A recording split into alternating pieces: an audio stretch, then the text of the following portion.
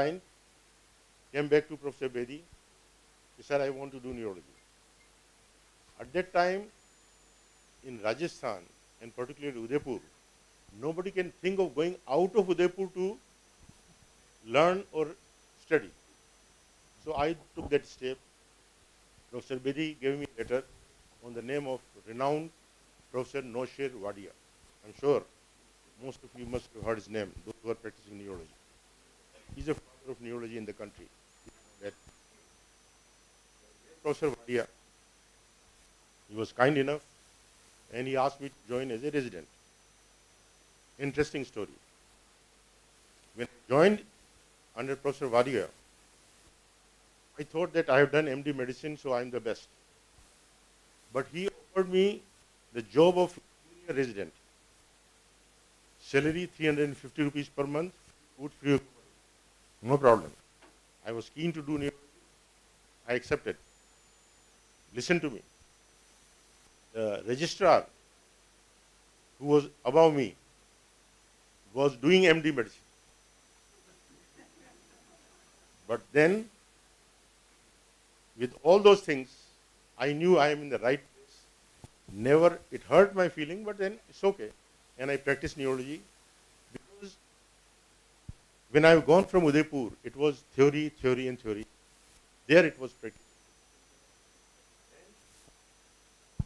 I was lucky to have teacher, Professor Wadia, taught by Adams. Those who know neurology, they know Adams. Then Professor Desai, taught by Professor Walton, John Walton, the muscle man, the top muscle man of the world. So they were my teacher. So this is why I said I was so lucky to have Professor Bedi, Professor Bum, Professor Wadia, Professor Anil Desai. So my groundwork was fine. I was lucky to be selected for DM course in Nimans, as well as post-graduation in KEM Vellore, KEM Mumbai. KEM Mumbai was 2 years. Nimans at that time was 3 years. Professor Wadia asked me, better you go to Nimans because there's nothing like Nimans. Nimans was and is the best center to learn neurology in the country at that point of time and today also. And I never repented here. Now Nimans was another story. I am from north, so hardly there were 1 or 2 students, 99% from the south. The language problem. The 99% patient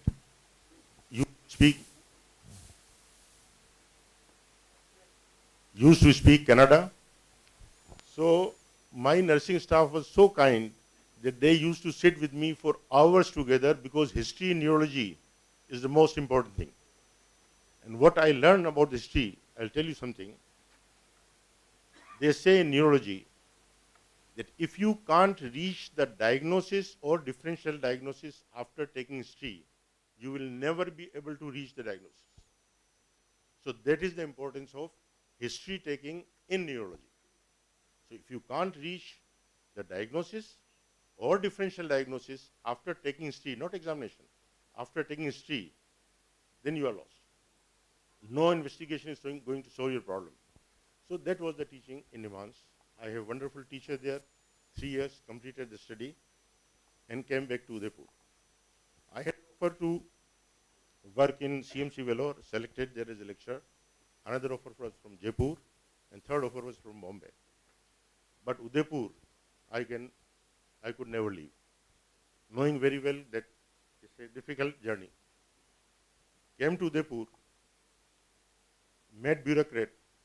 The bureaucrat at that time was as they are today. So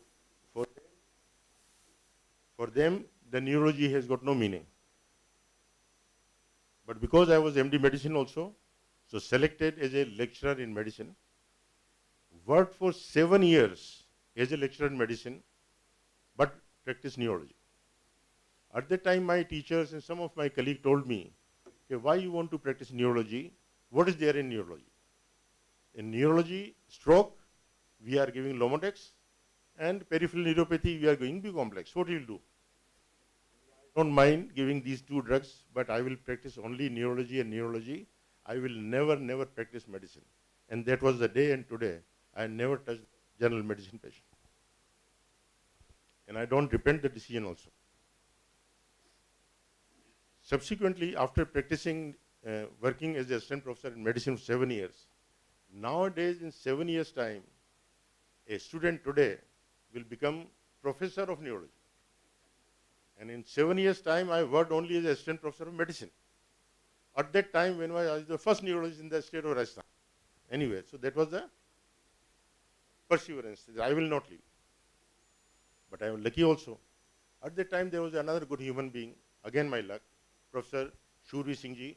Those who live in UDAIPUR, they know him very well. He was a very kind man. And he brought 3.5 lakh rupees as a donation to start the neurology unit in UDAIPUR. At the time, the neurology unit was there only in Jaipur, nowhere else. To accept this money by bureaucracy and the politician, I have to spend 2 years. हाथ जोड़े के साहब ये आप दान दे रहा है, दान ले लो. कि नहीं, दान नहीं लेते.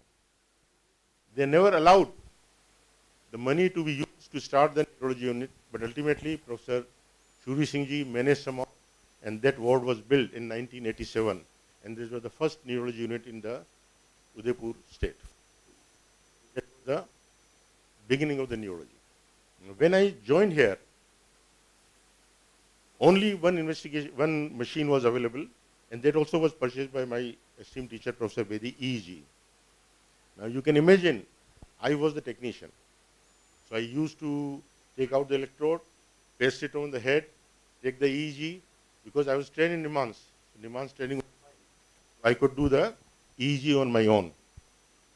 Gradually started doing myelography. I used to do the carotid angiography. Now Nimans, one more thing I want to mention, at that time when I did my DM, the investigation which were available, other than the myelography and EEG, was angiography, ventriculography, and PEG. I'm sure 90% of you has never seen how a pneumoencephalography machine looked like. It was horse skin all around, and we used to put the patient in that skin. He used to hang, and then when we used to rotate after injecting air, so that air will go in the ventricle system in different side, and we used to take the picture. So that was the kind of teaching in that particular era when I did my DM. At that time, only one CT scan machine was available, and that was on AIMS, nowhere else in the country. So we were trained by PEG, ventriculography, angiography, and EEG and all these tools. So our clinical ground was good at that time, and that helped us. So when I came here, there was only EEG machine, and gradually we started doing the angiography, the myelography, and the first CT scan machine came in this area in Ahmedabad. So we used to send our patient for the CT scan machine there. When I joined here, because I was the only neurologist, so I was considered as a neurosurgeon also. So every surgeon, whenever there was a head injury, they used to call me. Sir, aake dekhein. Now I have to decide whether it's a contusion or concussion or subdural hematoma or what else or not, clinically. मेरे बाल sir पे हैं, this shows that I managed somehow. We all neurosurgery patient at that point of time. But all because my luck and my esteemed teacher and good teacher. After that, of course, I became associate professor, and ultimately principal of medical college. The neurology started. During this period, I love to teach students. So I started teaching students from 1983 onward. For practically 30 years, 30, every year for 5 to 6 months, I used to take classes for the undergraduates. Many of some, not some of my colleagues, used to ask me why you are teaching undergraduates. This is below your dignity. You are DM. So you should teach MD or some higher post. And I got nothing doing. I love teaching and I will teach it. So over the last 30 years, I must have taught more than 3,000 undergraduates the field of neurology. Not because I want to teach, it is a sort of a learning for me. When I'm in touch with the subject, I know the subject. So it's a two-way learning. I used to teach as well as I used to learn from them. So I had a lot of students when I was in R&T Medical College and subsequently in the Gitanjali. As I was the only person in Udaipur and I have my own ward, so I was the boss. Now, how can I manage all neurology emergencies all alone, 24 hours a day, 7 days a week, and 365 days a year? Again, luck. I had wonderful students, postgraduates. They used to look after the department, neurology department, so well that I could come and teach them and then practice at my home. At that point in time, the practice was allowed. So much faith I have in them because they were the extremely good students. I was very arrogant, used to abuse them, and I don't want to use the word what I used to do at that point of time, but they never objected. And they love it that I used to abuse them because I used to spend a lot of time to teach them also. एक छोटा सा किस्सा बताता हूँ abusement का. Whenever we used to, because I had 10 patients, 10 beds in my ward, so I used to take at least 3 hours because that was my teaching and learning. In Nimans also, the ward route got 4 to 5 for 6 hours for 10 or 12 patients. So every patient 30 minutes, 45 minutes. So when they used to present history and examination finding, and if there was something wrong, तो मैं उनसे कहता था कि आप अपने photo लाना doctor साहब, मैं अपने वार्ड में लगाऊंगा. तो एक बार doctor Gupta, I still remember, he is I think present principal of Jhalawar medical college, principal और डीन, या so he was student at that time and he actually brought his photograph in his pocket. आज अगर doctor शेफी ने कहा कि लगाएंगे तो मैं फोटोग्राफ देने वाला हूँ. इंसिडेंटली उस दिन उन्होंने अच्छा प्रेजेंट किया तो बात आई नहीं वो. Another time, another job, just to make you laugh. As I told you, I used to abuse them, Gada, Goda, something like that.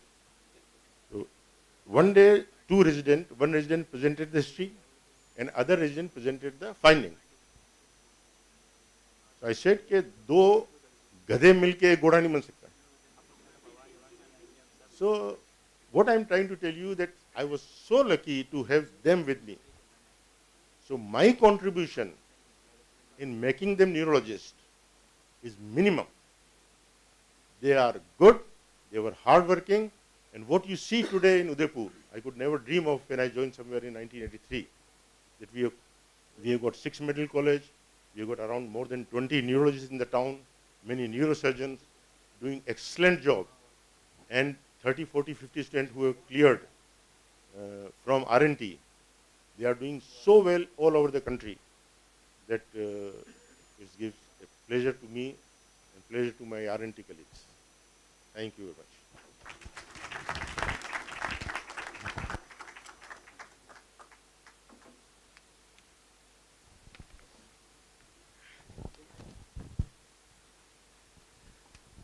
Thank you very much, sir, for reminding me our past and looking for future. It's been really a journey with you, and you will remain inspiration for all of us in times to come. And we would remember resolve that you had. So brain matters, you taught us, and we'll remember it.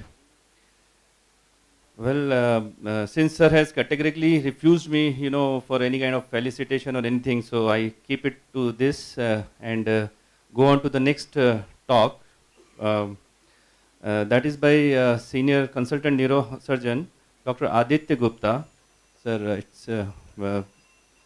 so he's a senior neurosurgeon at Artemis Institute of Neurosciences at New Delhi. He has 45 publications to his credit, 6 books chapter. His area of specialization is brain tumor microsurgery, radiosurgery, and he specializes in DBS surgery, AVM microsurgery, and plexus and nerve surgery. Meanwhile, if till the laptop is set, if anybody has questions or queries pertaining to last sessions in epilepsy or stroke, so we have covered so far approach, drug treatment, interventional aspect. So that part has been covered before lunch. So we'll move on to, okay, are you, okay, okay fine, over to Dr. Aditya. Uh, Good afternoon, everybody. I think it's a huge pleasure for me to be here. Second time at this event, which Dr. Vajpayee organizes, and it attracts people from all over the country. And I think I can see that the reason why it is such a look forward to event is because it provides a lot of good information to physicians who are very keenly interested in the specialty. I think it's very difficult to follow a talk which you heard before me by Professor Saifi. And I think in one of the earlier meetings, I was very blessed to have had him chair the session I was speaking on, and in fact also Dr. Bedi. So it was a huge pleasure for me that meeting, which I still remember about, I think, 3 or 4 years ago. So this is something which personally has been very, very interesting for me for the past almost 20 years that I've been doing this. And you heard an excellent talk by my ex-colleague, Dr. Atma Ram, in the morning about the medical management for epilepsy. And this is just one summary slide to show that when you consider the worst of the worst epilepsy patients who are not even getting controlled with 2 drugs, so the chance that the third drug will control them is only 4 or 5%. And the potential for damage which uncontrolled epilepsy can cause to the life of a patient, I think all of us as medical fraternity are very well aware. These problems are slightly different in adults and in children. And I think in children, the situation is even more sad because they develop a lot of learning disabilities, and they have a lot of problems in getting education and going on to a normal life. So basically, a very, very simple slide again to show that who is a surgical candidate, which is the patient we will say that this patient at least should be started to work up for epilepsy surgery. So the good patients that we typically begin with, so whenever we are starting to do epilepsy surgery in a center or a region or a city, we usually want to start with the best outcome patients, and these are the patients in whom the structural imaging and the clinical features, they are very concordant. For example, a temporal lobe epilepsy, so the classic temporal lobe seizure and imaging findings which are concordant with that. So being concordant is, of course, in some kinds of epilepsy surgery, which I will discuss, is not a very, very strict cutoff, because you could have multifocal seizures which are discordant with the clinical findings. So there are solutions available even for those patients. But the good outcome patients are those in which the workup of the epilepsy surgery, the findings are concordant. They point to the same area of the brain being responsible. So once the workup is done, the next question which should be tackled is that whether this pathology which you see on the MRI can be safely removed surgically. And in safety, of course, there are patient factors as well. For example, age, surgical fitness, is the patient on anticoagulants or antiplatelet drugs. And overall, whichever team is selecting this patient for surgery, based on past experience, they should have their real-time information about what is the good outcome that the patient can expect. So in epilepsy surgery, as we will see, there are some procedures which are more or less definitive. They have a high success rate. For example, anterior medial temporal lobectomy, functional hemispherotomy, etc. And there are some which are palliative, like corpus callosotomy and deep brain stimulation. Now, along with this clinical sort of criteria which I mentioned in my past slide, the other interesting dictum to follow is that you have these very, very well-defined syndromes in which we know that there is no point in trying second-line anti-epileptic drugs for very, very long. So things like this cortical dysplasia which you see on the MRI, dysembryoplastic neuroepithelial tumor. It mimics a low-grade glioma on the imaging, but the clinical features are very, very typical. Mesial temporal sclerosis, which we'll see an image in a few minutes. Rasmussen's encephalitis, hypothalamic hematoma, Sturge-Weber syndrome, hemimegalencephaly. So these are all syndromes in which there is no point in trying medicine beyond the stipulated time of approximately 2 years. So the clinical scalp EEG, imaging, neuropsychological assessment, video EEG. Now video EEG is one test which I will say clinical is the first, seizure semiology. Second most important is the video EEG, and the other things of course have to fit around it. Just to go back to my last slide, now the whole question of what do we mean by intractable epilepsy is actually Dr. Atmaram should have spoken about it, I think, but since he does not have a talk, I will just maybe speak for a 20-30 seconds on that. So basically, the epilepsy has to be both intractable and disabling. So intractable means it is not responding to at least 2 anti-epileptic drugs in their maximum effective doses, and the patient is having at least 2 seizures a month for 2 years. So this very, very simple rule of 2 tells us when we start to put this patient into the pipeline of working up for epilepsy surgery. Now this is not a strict criteria. For example, if a patient who is a 6-month-old infant is having 10 seizures every month for 6 months, which is not responding to 3 anti-epileptics, you will not ask this infant that we have to wait for 2 years. So it's basically for adults, but this is a very, very rough guideline. And the seizures have to be disabling. So for example, if a patient has sensory seizures which are lasting 10 seconds and they are having 2 seizures a month, so that is not a patient I will take up for epilepsy surgery. So going forward to the epilepsy surgery workflow, first we have to establish drug resistance. And one of the things in that is the compliance has to be confirmed. So there is something called a pseudo-resistant epilepsy, drug-resistant epilepsy, and one of the reasons can be poor compliance. You have prescribed 3 drugs, but the patient is not taking them, right? The other thing is, of course, drug levels have to be done to confirm that the effective drug levels exist in the patient. The phase 1 of the evaluation is non-invasive, which I mentioned, the clinical, video EEG, EEG, imaging, etc. Most of the patients will be selected for surgery if they are concordant, and the patient will go on for the surgical procedure.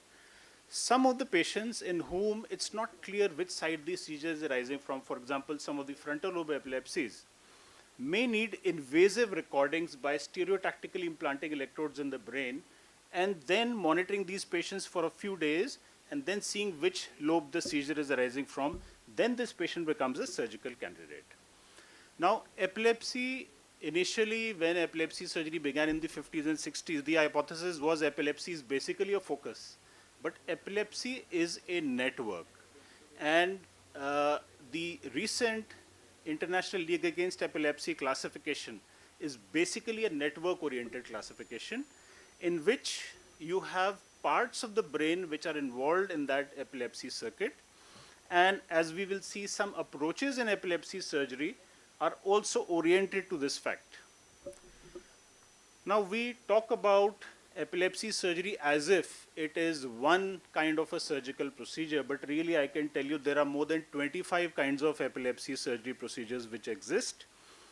The simple way to understand these procedures is one, and this was the best outcome and the earliest procedures which started, which I will call as a focus directed procedures. So we identify a focus, and basically in surgery you remove that focus and the epilepsy settles down. So this is what was the earliest, and I will still say one of the best outcome epilepsy surgeries. Now what you cannot resect, that may be because of the location, that may also be because on one side of the brain there are multiple foci. So as a dictum, what you cannot resect, you may be able to disconnect. So there you have the classic approaches of corpus callosotomy, which are basically good for things like drop attacks in children, West syndrome kind of a situation. And you have some other kinds of disconnection, for example, a subpile transaction, in which at time of surgery, for example, if the focus is in the motor cortex, so I cannot remove the motor cortex of a patient, but you can split that into vertical segments so that the seizure activity does not propagate horizontally. And you have functional hemispherotomy, in which you isolate a hemisphere of a patient, and these are basically young children with perinatal asphyxia. One of the hemispheres is totally atrophic, and these children usually have multiple seizures every day. So if you can't resect, you can disconnect. If you cannot disconnect, you can lesion. So the prime example here is hypothalamic hematoma, for which you can do a surgical or a radiosurgical lesioning with very good results. The last is the recent category of epilepsy surgery procedures, in which you can neither remove nor can you disconnect, because the foci are on both the sides of the brain in multiple lobes. So you can implant stimulating electrodes in different nuclei of the brain, or even in some selected white matter areas, to stimulate and therefore inhibit the transmission of the epileptic activity along those circuits. So the resective surgery can be temporal, extratemporal, and mesial temporal sclerosis is actually the single most commonest entity that we come across. And in this slide, what you can appreciate is a very striking left-sided MTS. If you notice, the left side hippocampus does not have the typical striations of the hippocampus. It is relatively hyperintense on this T2 weighted image, and there is a slight dilatation of the temporal horn on the left side, and there is atrophy of the left temporal lobe compared to the right temporal lobe. So in this particular patient, for another reason, an autopsy was done, and you can see the glaring loss of neurons, specifically in the CA2, CA3 regions of the hippocampus. So this was one of our earliest cases in Vedanta. I think Dr. Atmana will remember this 15-year-old boy who was having this kind of a complex partial seizure. And the thing is that these seizures are not dramatic at all.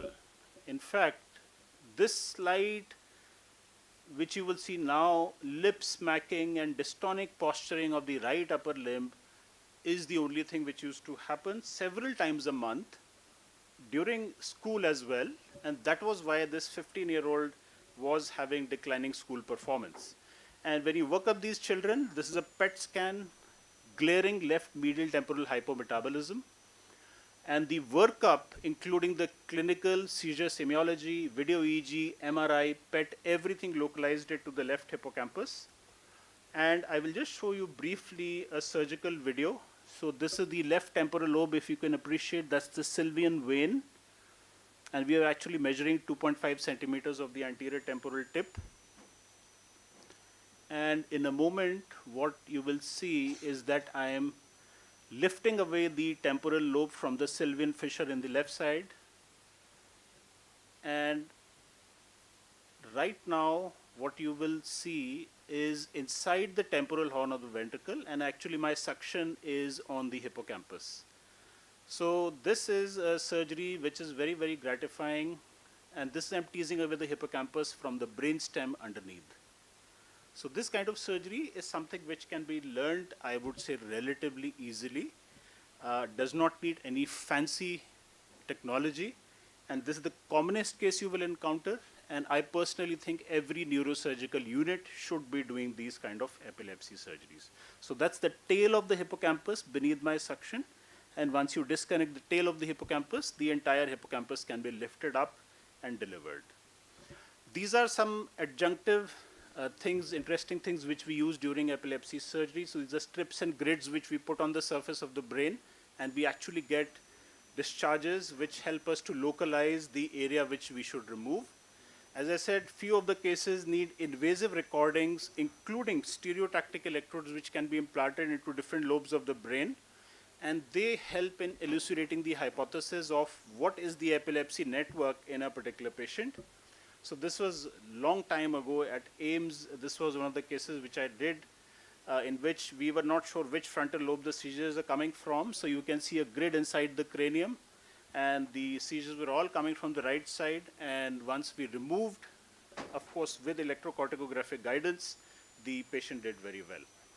So disconnective approaches, I have already talked about corpus callosotomy, hemispherotomy, multiple supine transactions. So there are all kinds of disconnections which we can do. We can do a motor sparing hemispherotomy, we can do a temporoparietal occipital disconnection. And hemispherotomy is something, again, which I want to talk about as a very, very safe and also very definitive procedure in these kind of young children. So for example, this young girl, 4 years old, you can see the pronounced hemiatrophy of the brain on the left side with having 4 to 5 generalized seizures every day. And seizures all coming from the left hemisphere, and this is, these kind of patients are seizure free immediately after surgery. So imagine a patient who is having 5 seizures every day. From the next day, the patient is seizure free. So this procedure has a success rate of more than 80%. Of course, there are some complications in a tiny proportion of these patients. So some go on to develop subdural collections, and some have, because of the leakage of blood products into the ventricle, they have fever for some time. Lesioning, as I mentioned, this was one of the patients with hypothalamic hamartoma, gelastic seizures, 30 gelastic seizures a day. And this is, again, one of my gamma knife cases from AIMS. Since then, I have done some with CyberKnife as well. So a very, very good response, but this patient needed a repeat procedure which was done, and after that, the patient is having maybe just occasional 1 or 2 gelastic seizures in a month. So talking about the newer approaches to epilepsy, basically we are all aware of vagus nerve stimulation, and all these stimulation approaches actually attest to the truth of seeing that epilepsy is actually a network. And vagal nerve stimulation and DBS work basically on the hypothesis that there are several deep nuclei in the brain which are involved in the propagation of the seizure activity down the neuraxis. And if you basically can change the functioning of those nuclei, basically inhibiting them by implanting an electrode or indirectly by vagal nerve stimulation, then you could have a beneficial effect even in these worst of the worst cases who have multiple foci bilaterally. So vagal nerve stimulation, as you're well aware, has been around for quite a while, and it is something like this. It's a helically coiled electrode around the left vagus nerve. The stimulation is antidromic, so that the current goes up into the brain and not distally down the left vagus nerve, in which case it will produce a lot of GI side effects, because as you know, left vagus nerve has a lot of GI and also cardiac innervation. And there are several studies which show us that at least 2/3 of the patients are favorably impacted after a vagal nerve stimulation procedure. Sadly, this is an expensive proposition. Side effects occur in a few patients.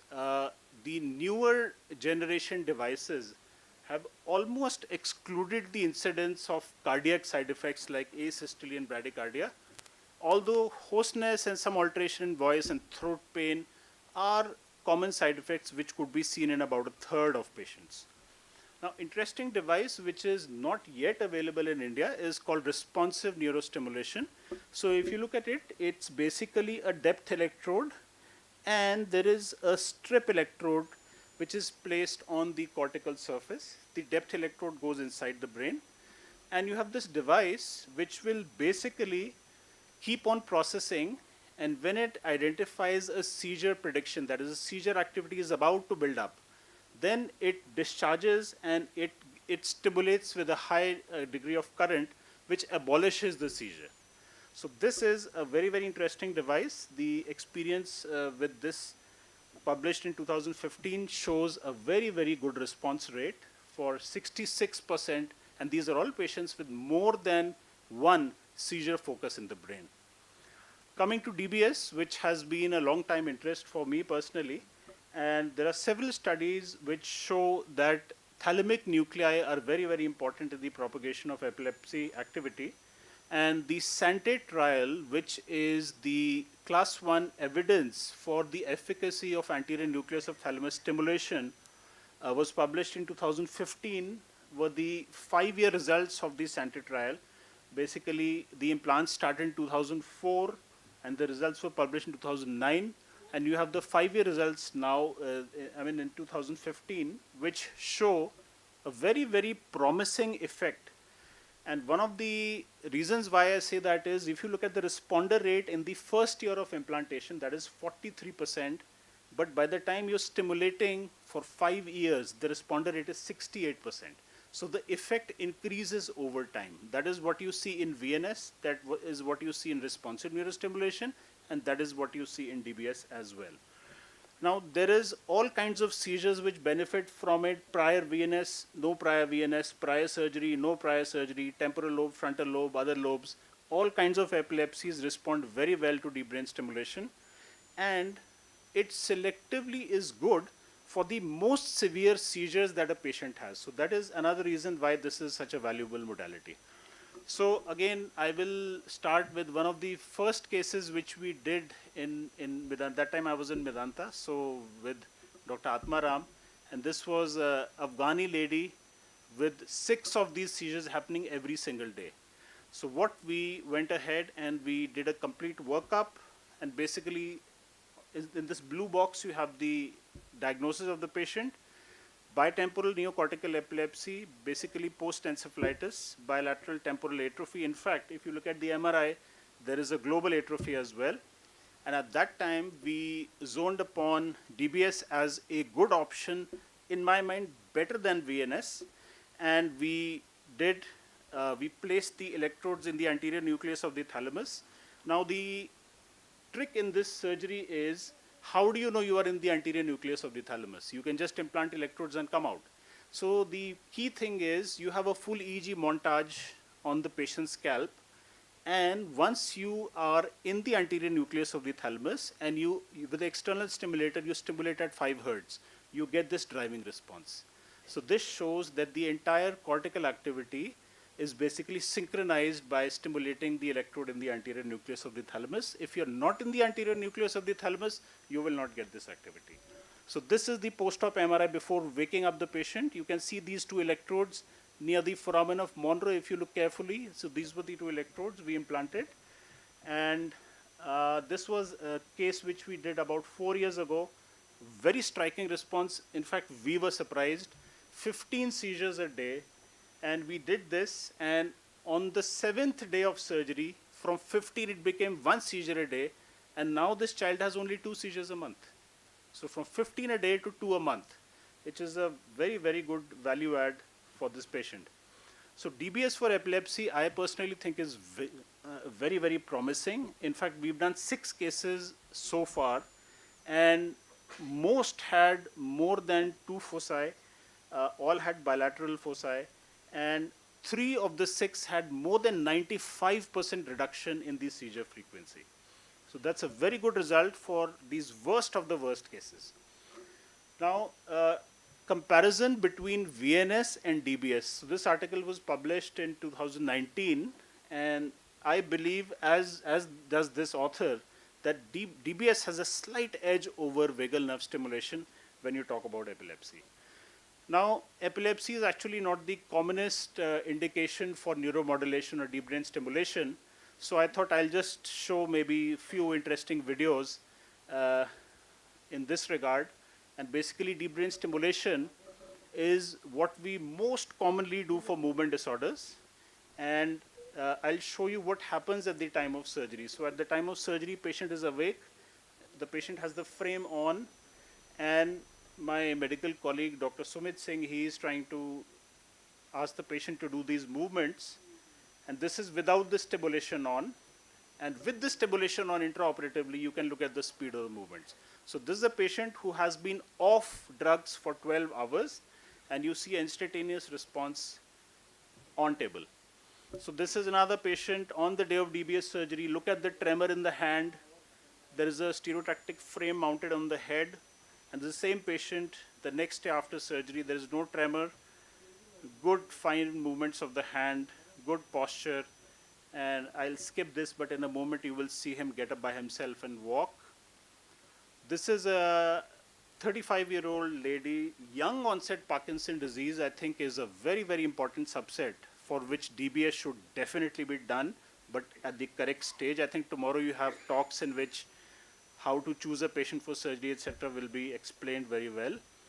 And this is the same patient one day after DBS surgery, and this is in the off stage without medicine with the stimulation on, and this patient hardly needed any syndopa for 2 months. So she had a very pronounced and long-lasting lesioning effect after DBS, and she, of course, she continues to do well. Finally, I would say DBS is a surgery, and sometimes you get not good results. So this is a patient operated elsewhere. Just look at the dystonic posturing of the right leg. So this was a lady with the DBS done somewhere else 6 months before she came to us. And when we did the evaluation of the lead position, we found that the left-sided lead was placed too medially. The left-sided lead was very, very close actually to the peduncle, cerebral peduncle, and basically we just needed in 15 minutes to change the position of the lead, and this is what you see after a lead repositioning on the left side. So the foot dystonia and the torsion which was happening went away. Now, I've been very fortunate to have a decent experience of doing DBS, and I think I've been in 3 institutions in the past 21 years, almost 7 years, 7 years and 7 years, and roughly 150 in each of the 3 institutions is what I've done. So I do about 25 DBS a year for the past 22 years, that's how it has been. And across a variety of indications, and as I said, 6 epilepsy patients of the 460 some procedures. So very small proportion, but I think a very interesting proportion. Recently, about a year ago, we did OCD as well. Now getting back to my last few slides about epilepsy surgery, what are the factors affecting outcome? And here is why we always keep on saying that the patient should be referred timely for epilepsy surgery, because the very first factor which affects the results of the surgery is the duration of uncontrolled epilepsy. Now, if you look at most of the articles which evaluate the results of epilepsy surgery, temporal epilepsy has a far superior outcome compared to extratemporal. And as I said, the duration of epilepsy is something which is very, very important in terms of outcome. So duration of uncontrolled epilepsy beyond 10 years is a well-recognized independent factor which affects the outcome. The disease per se which is causing the epilepsy is also a very, very important determinant. And this is an entity called cortical dysplasia. So cortical dysplasia, best of the series and including some of the work I co-published, has at best a 50% long-term outcome. So patients who have mesial temporal sclerosis is a very, very good outcome. But then you have this entity which is not rare, not uncommon, but the long-term outlook in terms of a good outcome is only about 50%. So the last thing which I want to speak about, especially in front of physicians, is that there are these roadblocks for epilepsy surgery. So patients, some patients may have a preference for non-surgical management. And in the mind of the patients, they usually overestimate the risk and they underestimate the benefit of surgery. So that is the first block. And the second, which I would like to sort of reach out to you, is that physicians' perceptions about the therapy is also a very, very important guiding principle. And I would say we have to more readily accept epilepsy surgery for an appropriately selected candidate as something which has to be really pushed hard, but as I said, for the appropriate patient. So with this, I would like to just summarize my experience of epilepsy surgery in the past 22 years across different kinds of procedures and entity. And I think more or less, again, I've been blessed with very, very good results. And most of it, the credit goes to working in a good team. Like I had the possibility in AIMS. In fact, in Medanta, we did 75 odd epilepsy surgeries. And after that, I've done a similar number here. So I think all the credit goes actually to the team actually which carefully selects the patient, and then we are able to treat these patients appropriately. Thank you.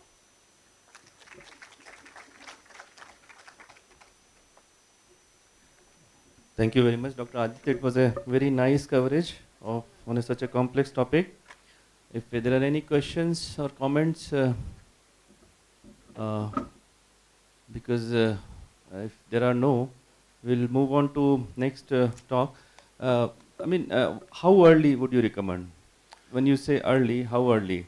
So I would say at the time when you hit 2 years, patient not responding to 2 anti-epileptic drugs, you put the patient in the pipeline for evaluation. And I would say at any time thereafter in which you find either a surgically remediable syndrome, or by the time you've tried your third drug also, there is not much benefit, and you have a clear-cut structural pathology which is concordant. So I would say with these three factors, one should proceed ASAP after that 2 year barrier. But even that 2 year barrier does not exist for infants and young children. Yes.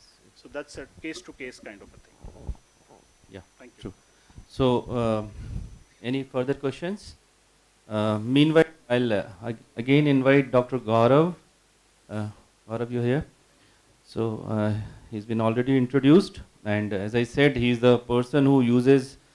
The talk is on devices, newer devices for aneurysm treatment. We have been dealing with ischemic stroke so far.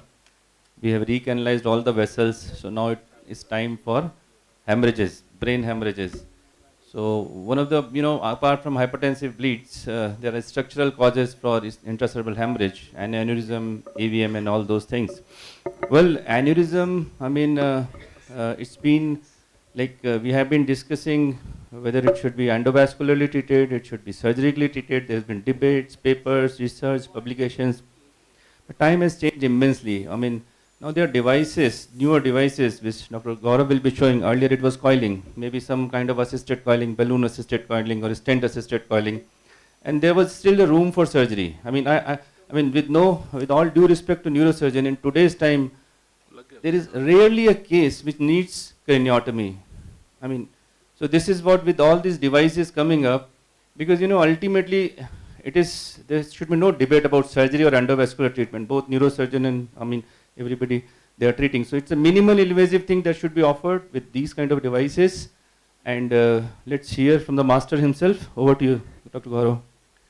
So I think, as Dr. Aditya mentioned, it's again a teamwork. So it's not a competition between a surgeon and an endovascular team, it's a teamwork. But before I start, I want to thank Dr. Saifi. I don't know if he will remember me, but as he was reciting that luck played a role, so luck did play a role for me also. So I spent 6 months in Udaipur while my wife was doing her post-graduation here. I was just freshly passed out from SMS, working in a nursing home, Kalpana nursing home here. And Dr. Saifi's patient used to come there occasionally for reporting, and my shitty reports will go to him, and he will call me up in the evening and say, "Ye kya likh diya hai?" So and then when I got selected for NIMANS, I went to him and he said, like, "Of course you have to go, that's a different league." And that opened the path for neurointervention, and from there on I am here where I am. So I again thank you for being that supporting thing for me. Thank you so much. So with that, we talk about the newer technologies, so flow diverters and intrasaccular flow diverters, or devices as we like to call them. And so the history is not so long for these devices. So the research started way long back, but last 15 years or so, they were commercially used, and they have become so successful now that they are again termed as standard of care. They are no more newer devices, they are the standard of care devices for aneurysmal treatment. And as you can see, these are the rabbit models which are from 2007. So that's why I'm saying, like, it's a very new evolving technique. And Dr. Vaklu was the one who started using these devices since 95 with a stent, and then eventually with a flow diverter. That when you place them in the model, it will provide as a scaffold on which the endothelium will grow, and the aneurysm will be separated from the artery. And just by that process, eventually the aneurysm is excluded from the circulation and healed. So numerous research papers, polymicrographs, and there was doubts whether this will also include the side branches like choroidal arteries or ophthalmic arteries which are coming. But eventually the flow diverter technology was so robust that it was able to answer all of them. And these were some of the initial studies which came out from the hemodynamic effect, that when you place a stent, the flow velocity or the pressure reduces, but not to a significant extent. While we compare that with the flow diverter implantation, it goes down significantly. And this is what paved the way for these devices to be used in ruptured aneurysms also, because when you use them in ruptured aneurysms, the velocity and pressure drops down immediately. There are numerous flow diverters which are now available in our country, list of 6, 7, and it's ever increasing, and they come in various size, shape. Predominantly they are either made up of cobalt chromium, which was the original devices, and very lately now we are seeing nitinol based devices also coming into the market. So few of the devices will have distal sleeves which require a bit of manipulation for opening but are more stable, more durable, while some are self-expanding without distal sleeves. So they have their own advantage, disadvantage, but the idea is to say there are numerous devices available for us to choose. And as you saw with the stroke treatment, that there are advances happening. We are getting micro stents. Similarly, we are what we call them baby flow diverters, which are there in the market now, which go through our coiling catheter. So towards the end of the talk, I'd like to show few of those distal cases which we are doing now.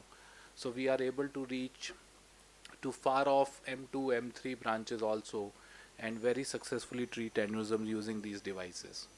As I said before, we have robust data over a period of more than a decade now for all the devices, showing very good successful treatment rate and occlusion rates, and each of us has now experience of lot of patients in which we have used this device successfully.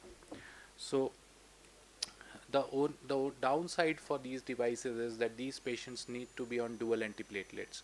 Like with any stents, we need to load these patients with either pressogrel and ecosprin or ticagrelor or ecosprin. So depending on whether the aneurysm is ruptured or unruptured, we load them few days prior or night prior or maybe on the day of the procedure.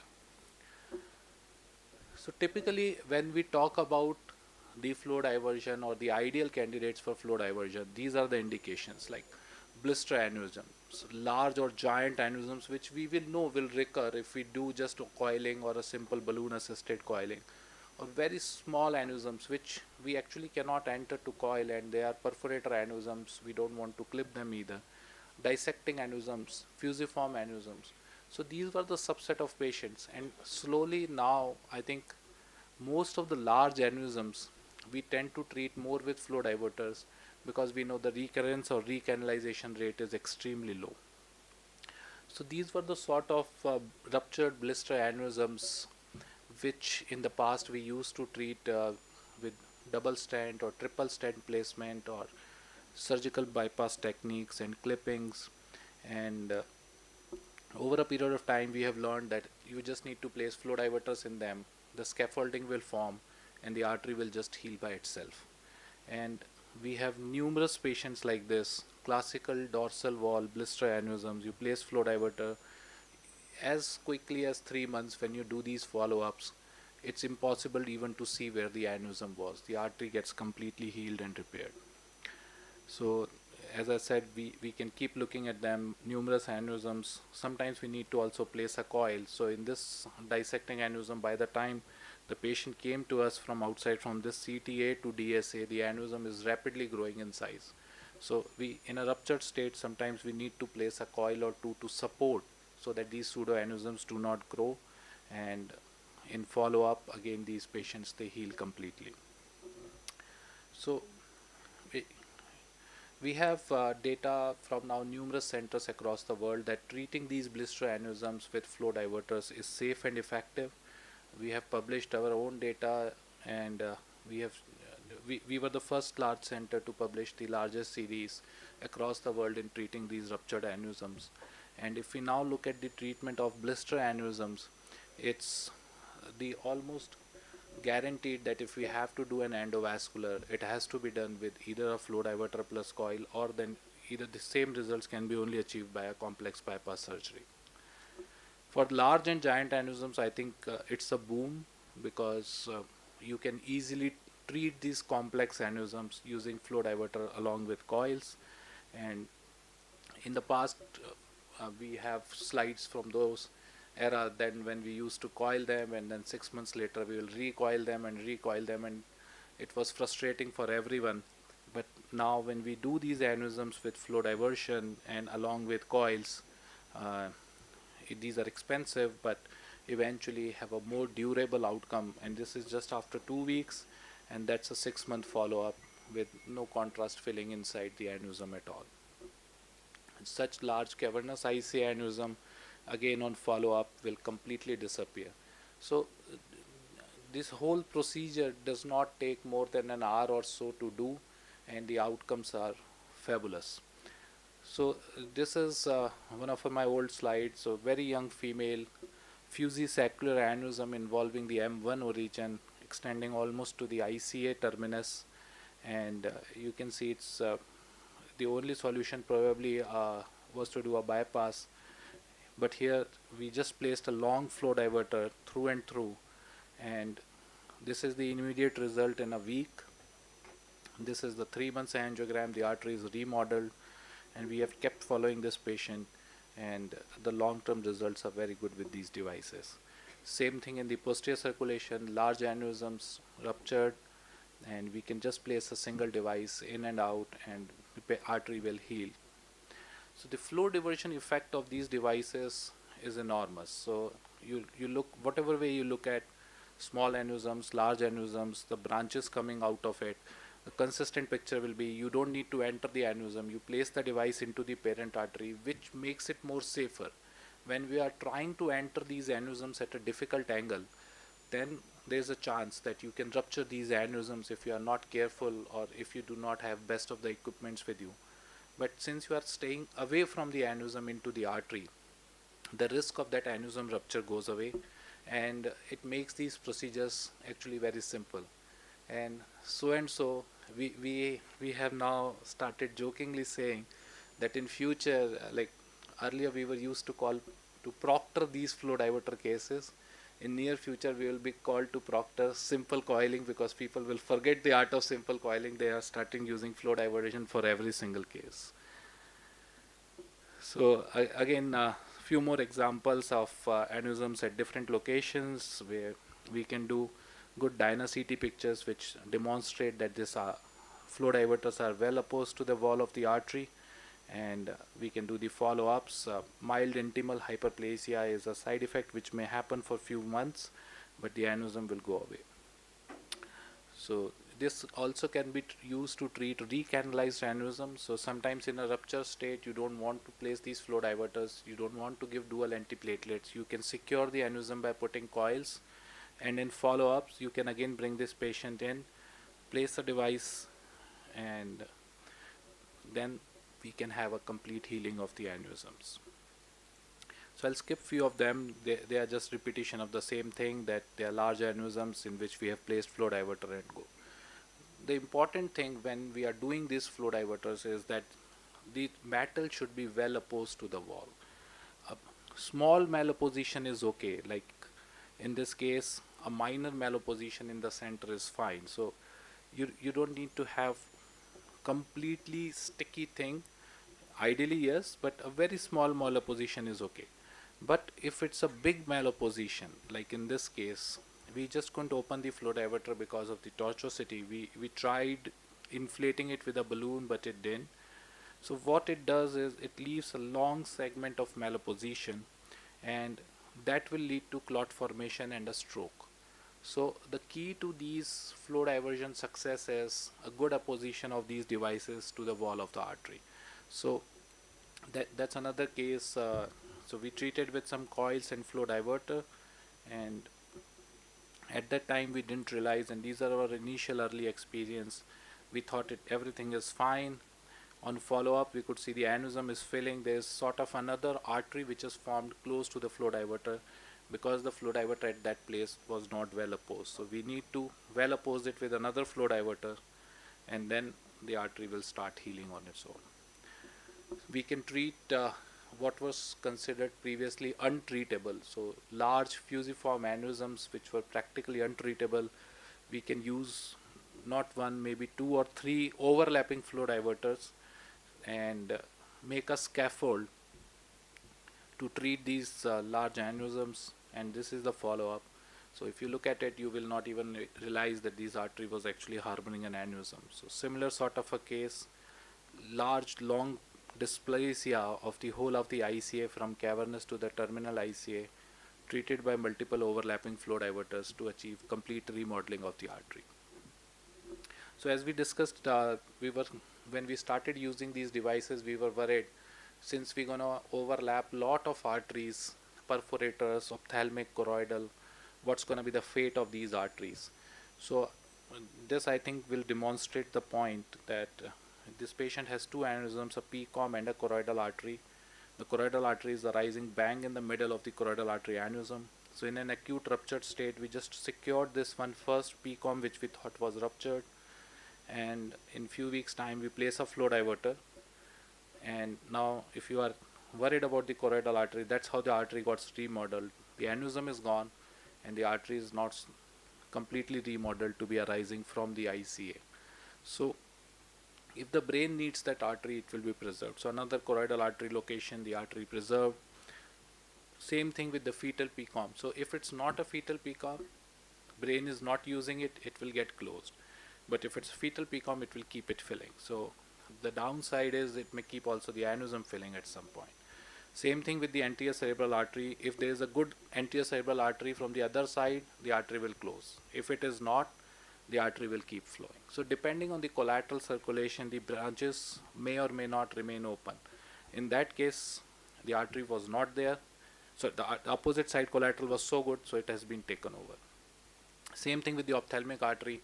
If there are good collaterals from the ECA, you may see on angiogram the artery is obliterated.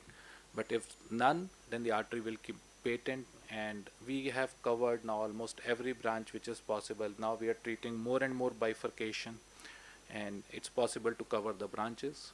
These devices have their own complications. They are metal, they can twist, they may turn, they may form thrombus. Patients can have thromboembolic complications. Sometimes in a posterior circulation there can be edematous formation which can compress on the brainstem. So when we are treating the posterior circulation large aneurysms, sometimes we have to put these patients on anti-edema measures. There is a particular group which likes to do a prophylactic decompressive before they even put a flow diverter in the large posterior circulation aneurysms. Everything goes over a wire, and if you are not careful, you can perforate a branch and actually cause more problems. So it's not simple or easy all the time. If you are not careful, it's like driving a car. It's going to be good, but if you are not careful, you're going to have an accident. As I said, we can have some new epithelization, because intima it can be a hyperplasia of the intima. Usually it's asymptomatic. You just need to keep these patients on statin and they will improve from there.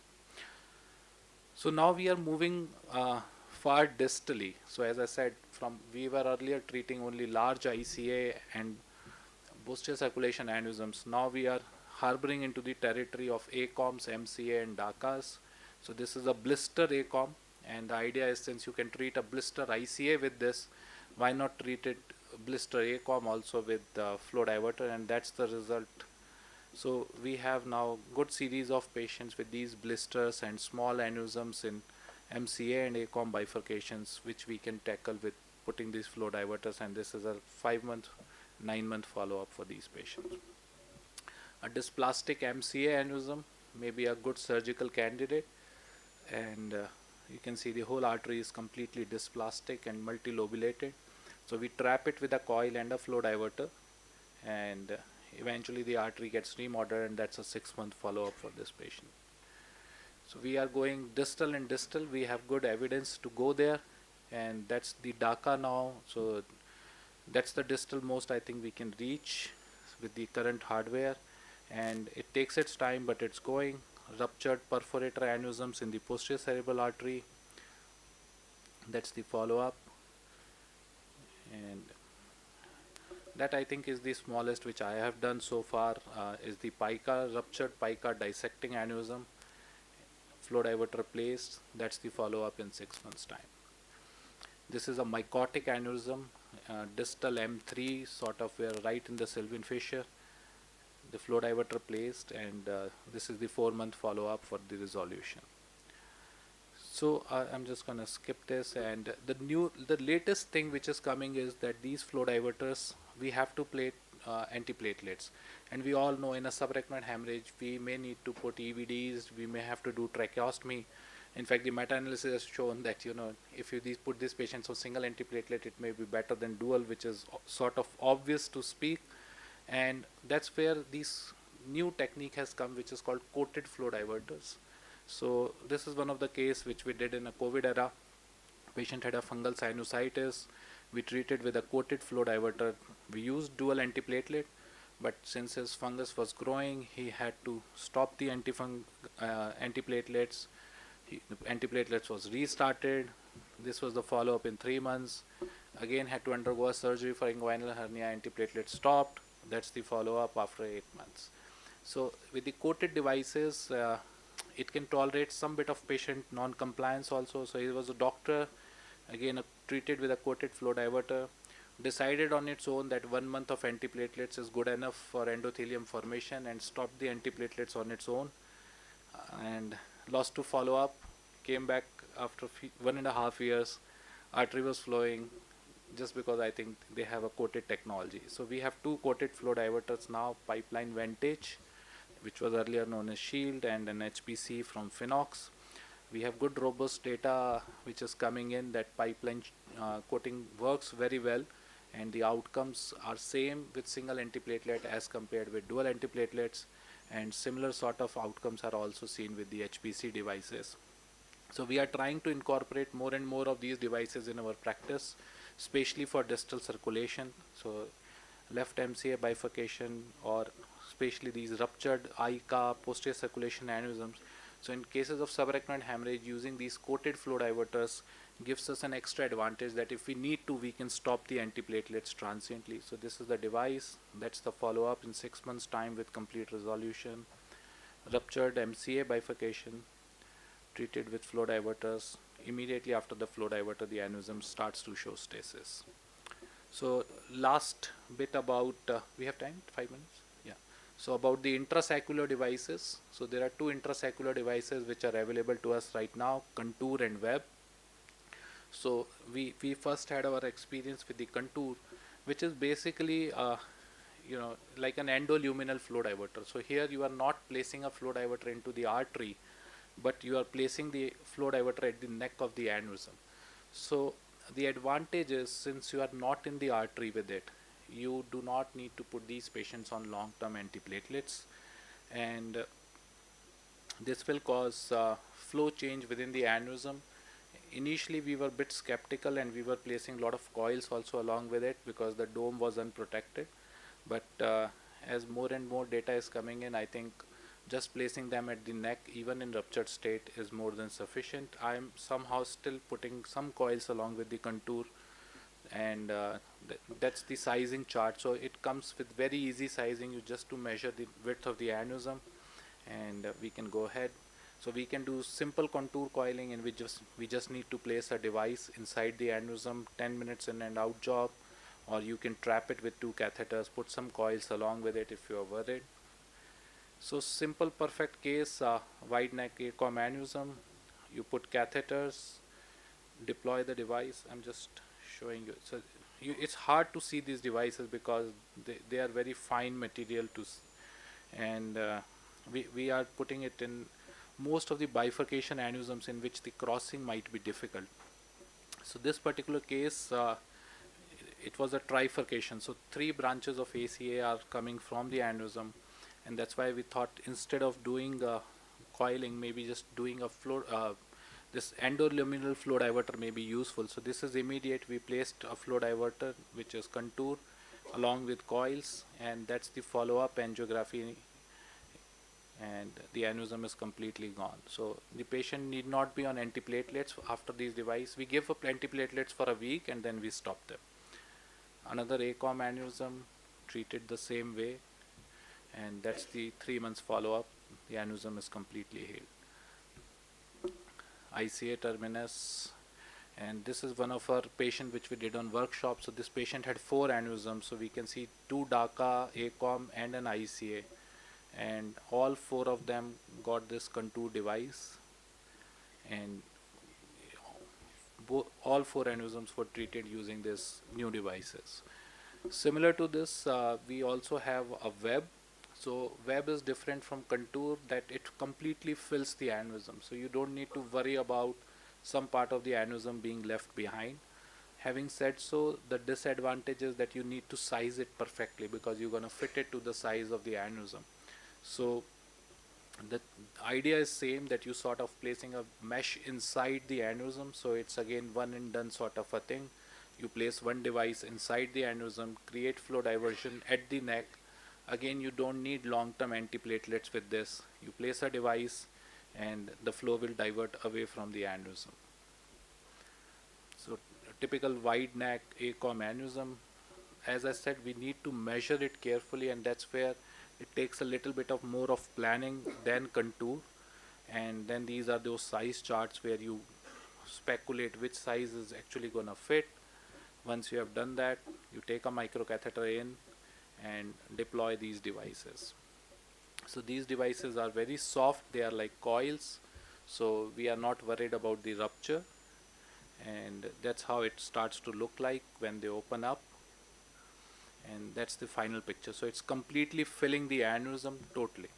So, and you will see a little tail which is hanging, which is non-thrombogenic, and we don't need to give antiplatelets for that.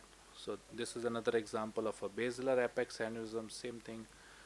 Okay. So that's the immediate stasis we see once we have placed the device. This is how the device looks like, and that's the follow-up. The aneurysm is completely gone from the circulation. Another ruptured MCA. So it's similar thing like that. You got the idea that you need to place this device inside the aneurysm and secure the sac. So I'm going to just skip to the one last case, that we are showing you large cases, but these devices can also be used to treat very small aneurysms. So if these are wide-necked small aneurysms, you can still place these small 2 millimeter devices inside them.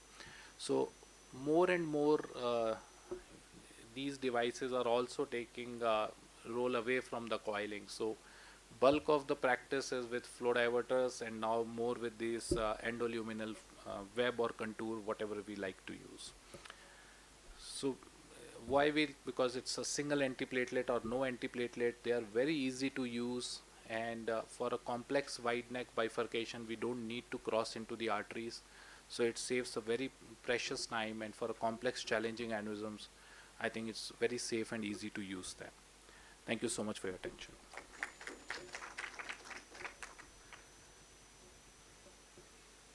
Thank you, Dr. Gaurav. I mean, yeah, sure, I'll come to you. Before we go for tea break, we'll have last talk before that. You wanted to ask something, sir? Sir, do you get some cases of aneurysm before hemorrhagic event? Or if yes, what symptoms they come to you?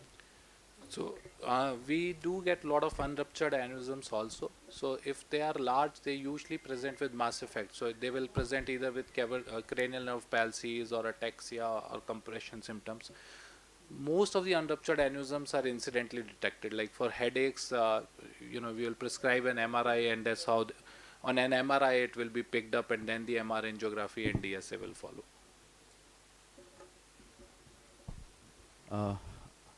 So again, I'll invite Dr. Arvind to continue his talk on dural AV fistula. How do I treat them? Before he sets up, Dr. Gaurav, just for contour also you put coils always. That's a.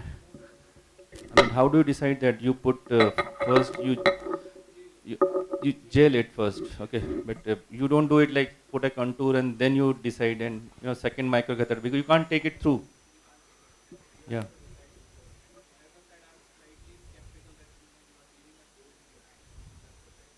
So did you have any such experience that you didn't put because whatever experience I had so far, it's small but coils we did not. So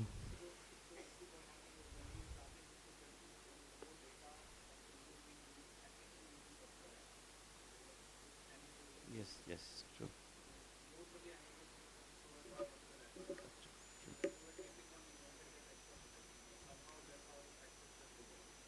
Okay, thank you. And I want to add. Yeah, sure. I have done till now 25 cases of contour, and we have used coils in almost maybe 2 or 3 cases. Okay. And we have started using contour for sidewall aneurysm also, PCOM, and multilobulated aneurysms, ACOMs. We are waiting for the follow-up. So what is the indication for clipping now? Clipping, Yeah. According to you, when would you subject a patient for clipping? finance. Finance. So that's yes, sir. Large hematoma, MCA, it's okay. It's no Yeah, need. yeah, of course, of course. You see, I know the neurointervention is definitely, as a neurosurgeon, I have no qualms in admitting that there is additional safety in neurointervention compared to neurosurgery. Agreed. At the same time, if you ask me, do I blindly believe the ISAT trial results? No, I don't. There is 100 articles there which have proven that ISAT trial was flawed. But even then,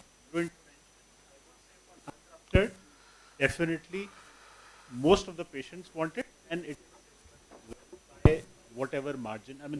It's safer than surgery. Small or large difference, that is debatable.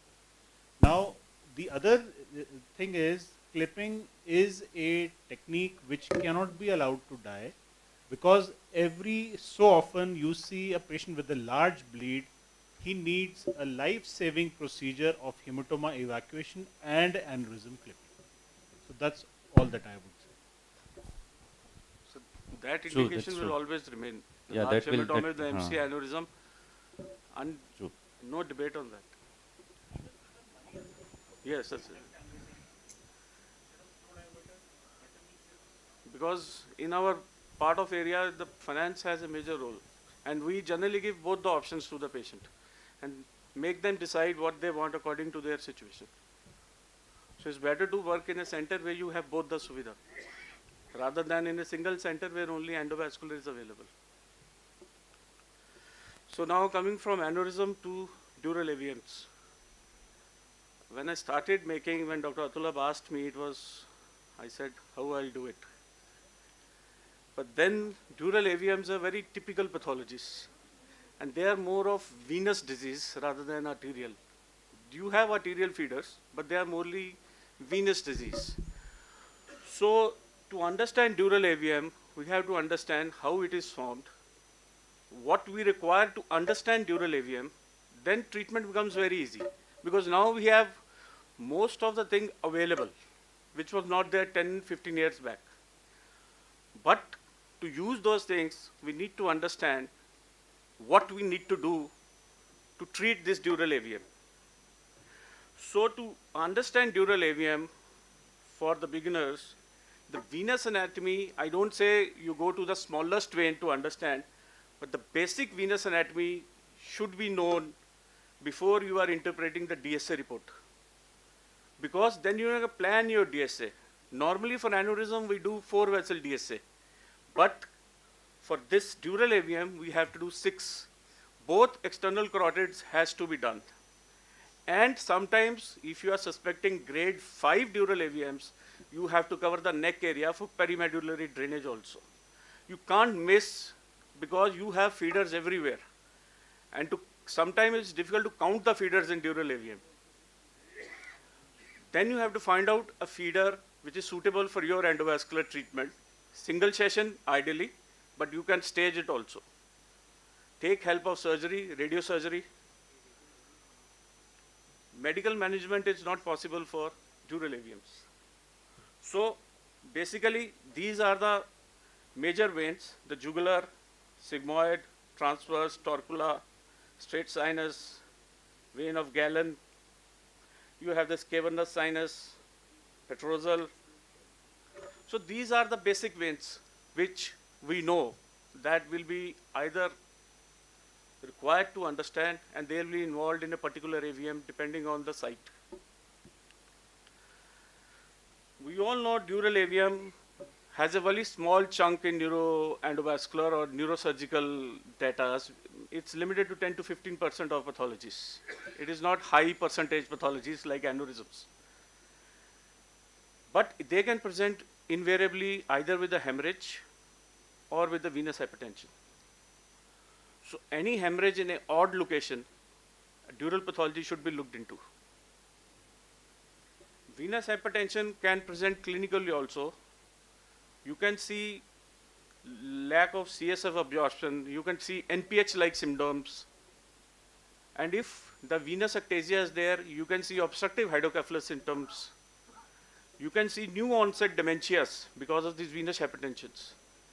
So clinical history, as sir said, is so important for these dural pathologists to understand, and even every pathology. Then you can plan your imaging also. Normal CT in these cases will not help. You need a CT angio to understand. And normal MR T1, T2 might help, but then you need a 3D TOF MR angio sequence to understand these vein, a fat set T1 contrast images, to understand the contrast in the venous drainage. So everything depends on your clinical patients. Every patient will not have a pulsatile tenacious. This is how these veins are. Cavernous sinus drains through superior petrosal sinus into sigmoid and to transverse. Inferior petrosal from the cavernous drains into sigmoid. This is lateral cavernous sinus. This generally drain isolated from the superficial middle cerebral veins. So if you have a cavernous pathology, this lateral cavernous vein is always spared. It will never get involved because the drainage is separate. It drains into pterygopalatal venous plexus. Other is vein of Labbe, vein of Trollard, and others are diploic veins and all. So these are most important veins which you must know, and they will be involved according to the location. And most important location of dural AVM is transverse sigmoid junction. Other is cavernous sinus, either direct or indirect. Mostly in dural AVMs it is indirect. Superior sagittal sinus, straight sinus, anterior cranial fossa, and tentorium. This is how the normal veins sometimes look. I'll do with this. This is the vein of Labbe, Trollard, and superficial middle cerebral veins. They are all normal, combined together, giving a normal supply. Sometimes you see them developed but separate. And sometimes you see this anterior frontal vein arising from superior sagittal sinus. This becomes very important if you have a surgery planned there. If you take off this vein, you will have a venous infarct. So to understand this venous is very important. Then you have a dominance of any of the veins. Like vein of Labbe is dominant, Trollard is dominant, superficial middle cerebral veins are dominant. If one is dominant, other will be hypoplasia. So now you have this pathology, a trapped sigmoid sinus. Vein of Labbe has collaterals, so there is no venous infarct. This trapped sinus, vein of Labbe, doesn't have collaterals, so you will have a venous infarct. So two pathologies. If collateralization is there, you won't have an infarct, but there is no collaterals, you have an infarct. Another compartment channelized multi-channel transverse sinus. You have this fenestrated sinus you see on DSA. You have this fenestrated transverse sinus. Hypoplasic transverse sinus. Vein of Labbe is bigger because transverse sinus is hypoplasic, draining into sigmoid. You have this occipital sinus normally drain into marginal sinus. But because of bilateral hypoplasias of transverse sinus, it is drained into torcula. So there is compensation happening developmentally also. Another case, you have these dural venous channels. They are not the sinus, they are not the veins, they are intermediate, like bridges. They are bridge between normal sinus and the normal vein. So they also have to be looked into that in the DSS. You see this parasagittal dural channel. See a cutoff here. So it is not purely draining into a sinus. It is draining into a dural vein, then to a sinus, and then draining the part parasagittally. So this all you need to understand. You can't just close them. Another, you have an isolated vein supplied from middle meningeal arteries. Perimedullary veins becomes prominent as an extra source of drainage on MRs, basically on SWI.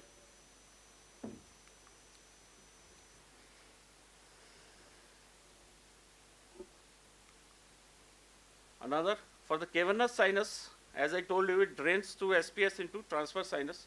You have this intercavernous communication.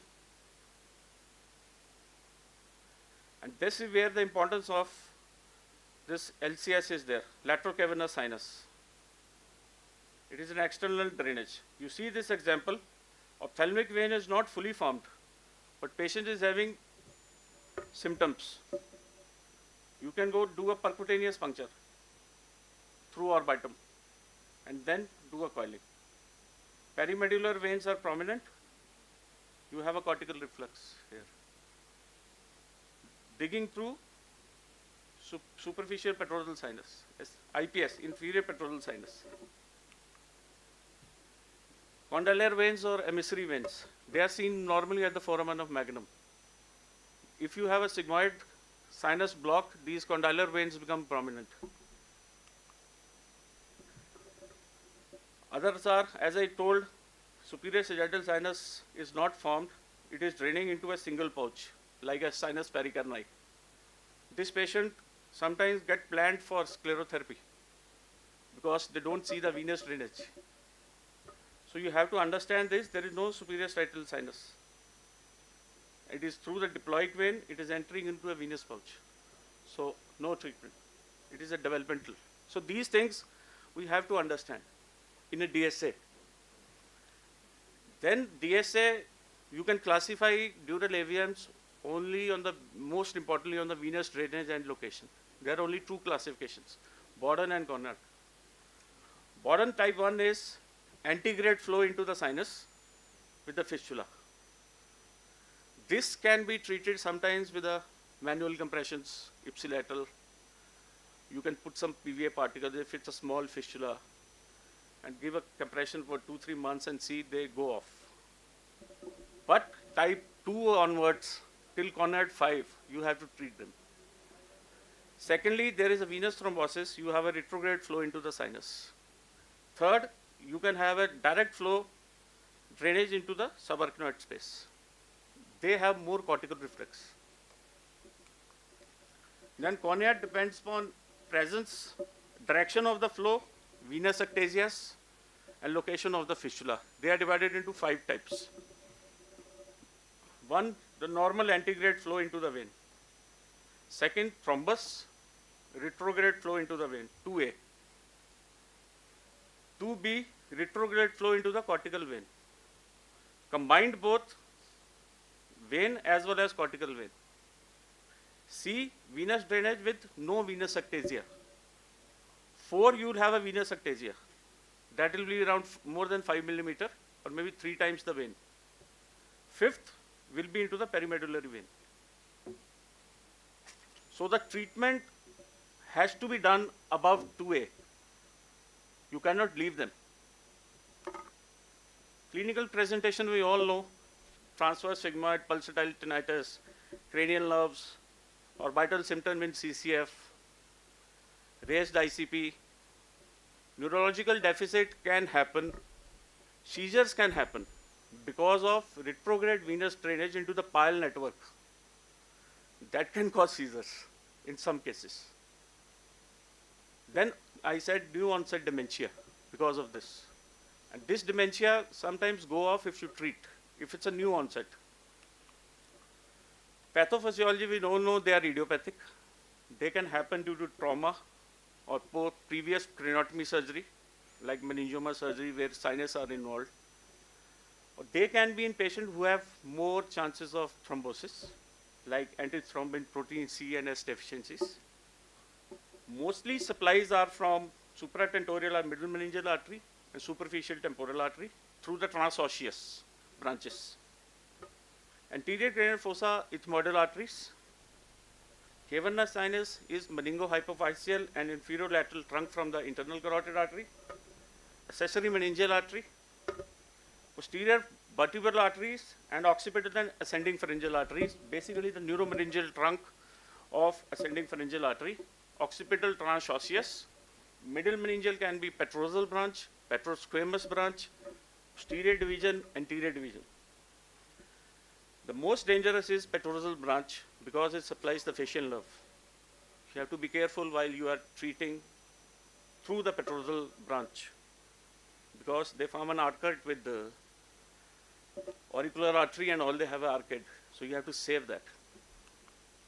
Complications we all know, hemorrhage, either subdural, subarachnoid, or intracranial hypertension because of paramedullary drainage, spinal myelomalicious. Imaging, as we have discussed, CTA, MR, 3D TOF, contrast MR imaging, HWI imaging, and the gold standard remains is DSA. CT brain plane can be normal. CCT, you can see some tortuous dural feeders if they are large. Superior ophthalmic vein can be seen on a contrast CT or enlarged cortical veins.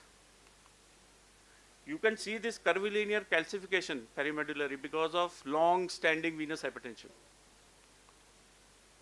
MRI T1, T2 as usual, flow voids, thrombosed sinus can be seen.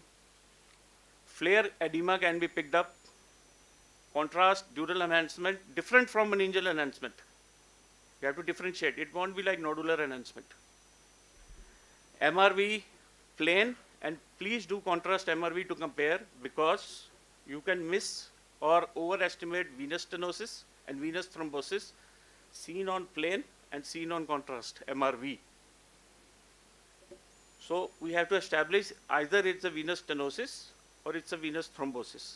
If it's a stenosis, you can do the blood pressure monitoring at the thing, proximal and distal, and if you feel, you can place a stent that can treat your symptoms, maybe pulsatile tinnitus also. If it's a thrombus, you have to look at it differently. Either it's a flowing sinus or it's a occluded sinus. It's an isolated segment or a utility segment draining the brain. So all these factors will help you to train. You can't just block the normal venous drainage. You will have a massive problem. DSA, as we all know, will show you all the branches as discussed. Treatment depends on, there are only 4 or 5 options. Compression in very early phase, then endovascular, surgical resection if it's the anterior cranial fossa, stereotactic radiosurgery, which can be done. If it's anterior, you can partially embolize and then go for radiosurgery. You have to cover that venous reflux because if it's a cortical venous reflux, radiosurgery will not work.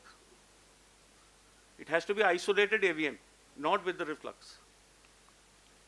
Now coming to transverse sinus, as we all know, this is a paired sinus. It drains into sigmoid where the superior petrosal sinus enters, and then it goes into the jugular vein. So sigmoid sinus has horizontal component and longitudinal component. You can have fistula either in these or the ways. Like these are the location.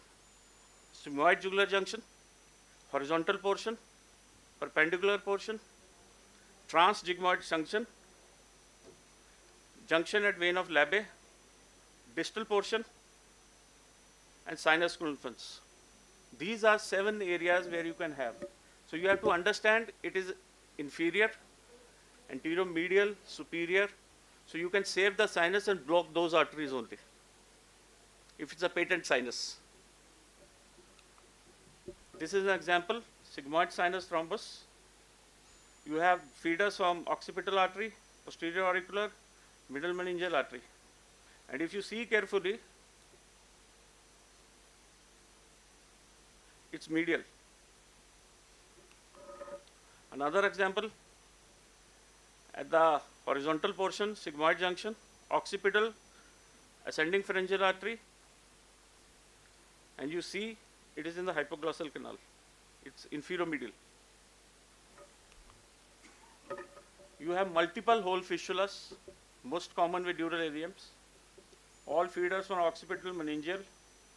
There are 3 fistulas. You have to treat one by one. These all images are of dynacity, on-table dynacity. Another case with venous reflux, occipital, and you see these veins occluded. Then comes superior sagittal sinus, which comes to the torcula. You see post-meningioma surgery, sinus occluded, dural fistula supplied by the external carotid branches. Another example, craniotomy, post-craniotomy fistula, retrograde filling, straight sinus, it drains at the confluence, vein of Galen, internal cerebral veins, inferior sagittal sinus. See the dural AVM here.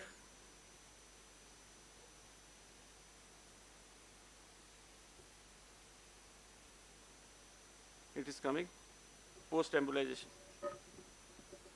Anterior cranial fossa supplied by the ophthalmic artery and draining through the cortical vein and through the nasal branches with a large venous varix.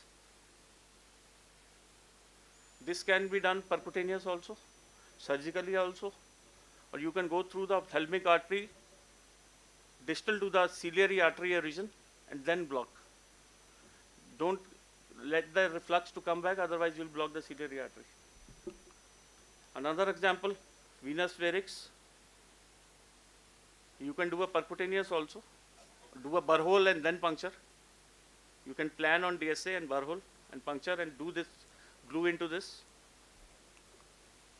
Tentorial AVMs, they are supplied by the dural branches of the pile arteries from PCA as well as superior cerebellar artery. These are the 2 pile branches, artery of Davidoff and the medial tentorial branch from the superior cerebellar artery. See here with the venous ectasia. And there is intercommunication between these 2 branches. So this is the pile, dural branches from the pile arteries. Another example, you have supply from the medial tentorial artery from the superior cerebellar artery, posterior meningeal artery from vertebral. Only worry here is you can't let the reflux come back into this, because part 1 of superior cerebellar artery has anastomotic channels. They have perforators. So you will have a syndrome. So it's better to come through the posterior meningeal, or you can place a balloon here and through the balloon you can do a septum mini and you can do onyx. Now this is important, cavernous sinus. Why it is important? Because of 3rd nerve, 4th, 6th and 5th nerve, both branches, both divisions, and internal carotid artery. When you have cavernous, will always present with pulsatile exophthalmos. You will see a bruit, like in pulsatile tinnitus. You will see a bruit at the retroauricular area. You will have a bruit at the orbital area. That is significant of high flow. Or you have chemosis, conjunctival, proptosis, then gradual visual loss. And this is how you will see a picture. Dilated superior ophthalmic vein, direct fistula rent in the ICA, inferior petrosal sinus. You will see a ophthalmic, superior ophthalmic vein dilated. Classification of this fistula depends on the flow, etiology, and vascular anatomy. They can be either direct, ICA to cavernous, indirect from the meningeal feeders of ICA and ECA to cavernous sinus. Or they can divide into 4 types. Barrow type A is intracavernous ICA with cavernous sinus. B, C, D is meningeal branches of ICA, ECA to cavernous, or D is both, B and C. Pathophysiology, mostly trauma. This is the direct CCF, ICA rent, superior ophthalmic vein, inferior pectoral sinus coming into jugular vein. Intercavernous communication, opposite side cavernous is filling. So you have to find the rent. Earlier we were using gold wall balloons. You have to inflate the balloon, make it, our boss used to make, Dr. N.K. Mishra in AIMS. I was talking of 2005. He used to sit under a magnifying lens, make a balloon, load it on a catheter, then go inside, then inflate there. Sometimes the rent is bigger, this balloon won't suffice, so it will fall off. So that practice has gone off. Now we are dealing with the coils and even pushable coils, fibered coils to cover the cost, and onyx, everything from the transvenous route. Onyx is never through the arterial route. It is from the venous route, and you keep a balloon in the ICA so that it won't reflux. You have to preserve the ICA. Indirect, ECA feeders, ophthalmic vein, intercavernous, ICA. Material, what are we have? Earlier, gold wall detachable balloons, micro PVA particles were used earlier. Then came the glue. Then came onyx, squid, fill. Then detachable microcoils. Microcatheters, earlier only we had marathon. Now we have detachable tip catheters, Apollo and Sonic. Up to 3 centimeter detachable tip is there. So you can have a reflux up to 3 centimeter. Double lumen balloon, this has changed the practice in dural AVM. For small arteries, you can inflate the balloon, and through the balloon you can inject onyx at the fistula site. Flow diverter in some cases of CCF, very rare.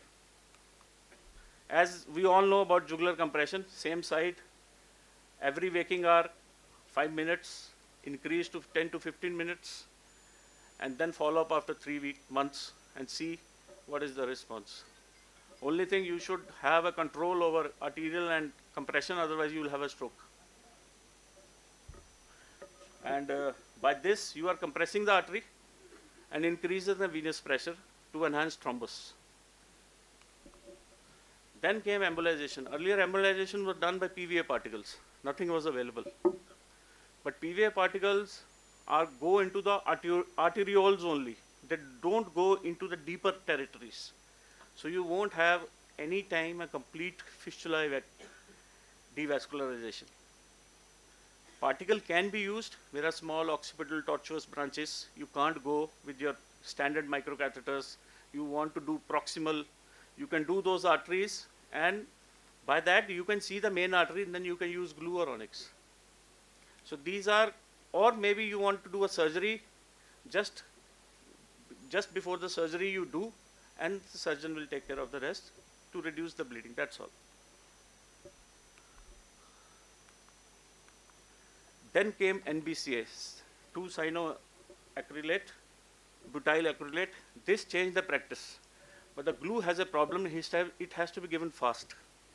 You cannot hold the catheter, it is very adhesive. When it comes to the blood, it polymerizes faster. So you have to give faster injection, so that by the time sometimes you are worried. You will pull the catheter back, so will never enter the fistula. So you will be inadvertently closing the parent artery and coming out. And you will be shaking.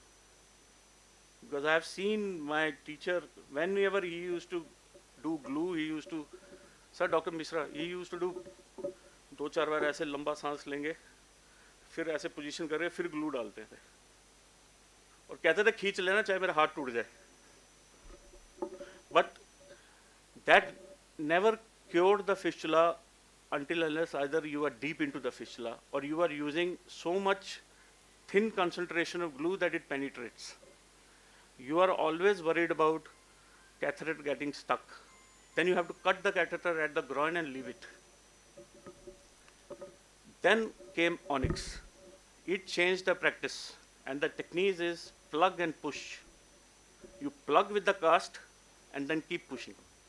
With single feeder, you can almost kill the whole fistula in many of the cases, until unless it is not from other arteries where it cannot reach. And generally, if it's a high flow fistula, we use 34% onyx first to make a plug, then 18. And sometimes you tend to use 4 to 6 vials. Earlier we were using marathon catheter. The problem was the same, longer fluoroscopy time and catheter getting stuck if you are prolonging it. We have given up to 45 minutes to 50 minutes onyx, but we were always worried because at that time we didn't have detachable tips. Now we have detachable tips, so up to 3 centimeter we are not bothered. Sonic is there, Apollo is there. They have really changed our practice. We can have reflux up to 3 centimeter and keep giving. But you have to be patient, you have to wait. Radiation is more. Patient can have baldness, hair loss post-procedure. So everything, radiation time is more. You get more radiation, but this is how you treat with onyx. But the problem with angio is too much DMSO can chemotoxicity. DMSO is like sulfur dimethyl oxide, it will evaporate. Onyx is less adhesive than NBCA, so it will give you some time. So you go slow, and you can take intermittent angios also with onyx, which is not possible with glue. This is the case, anterior cranial fossa. If you see carefully, your bitofrontal branch is having an aneurysm and is feeding the fistula. So we leave the ophthalmic artery, we enter through this, kill the AVM, have a reflux. Automatically, once you block this artery, this aneurysm will go. So on the way back, you can treat the aneurysm. You don't have to keep pushing the onyx, because onyx will be almost up to here while you pull back the catheter. The artery is occluded. Don't try too much. Once there is no distal flow, this will go. Only if you want, you can take an angio and leave the catheter here. If you want, give one drop. But it has to be slow, because reflux, you can't afford reflux. Another case, trapped sinus, middle meningeal artery, posterior division, onyx, single feeder, 30 minutes. Another, filling sinus, but the feeders are not clear from middle meningeal artery, is not so big. Occipital you have. Whatever you do from the occipital, sometimes you can't reach because of the transosseous toxicities. So do a partial embolization. Let it be there for 2-3 weeks. Let the brain has its time. Then you can go from the venous side and treat. Blocking the sinus will not be an answer. I'll show you another technique. Another case, 2 feeders, one from occipital, one from petrosal. Just put a onyx here, small drop, then come to occipital. Don't try to reflux it more or give it more time, it will come back, because it is not going while you are injecting. Another case, transverse, you have the ascending pharyngeal veins. This sinus is not required. You can occlude the sinus because the opposite side sinus is draining well. So, single feeder, petrosal, block it, fistula cured, sinus occluded. So this DSA will tell you. Transvenous is the most common route nowadays. But to select the transvenous route, you have to occlude the sinus which is supplying the fistula. And where every feeder is coming, you have to select that. And sinus which you occlude should not be the part of brain venous system. It should not be draining the normal brain. That you have to see. And target sinus should be completely occluded. If you are going to occlude the sinus, don't leave. That will come later. It will never happen. It will recruit. So transvenous route, you can come through the vein. Like this case, transverse fistula, there is stenosis. You can't enter through the torcula. You have this vein, uh, the medullary emissary vein.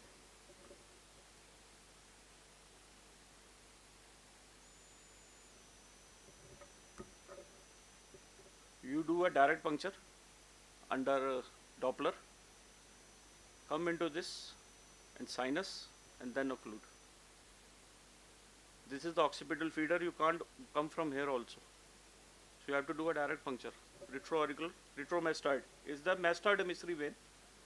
Enter into this from this channel, enter the transverse sinus, start occluding with coils. No onyx, only coils. This is occipital onyx tunnel technique. What you do in this is, you take two balloons. Earlier Copernic was not there from Balt, 880 or 1080. Now we have the Copernic balloon.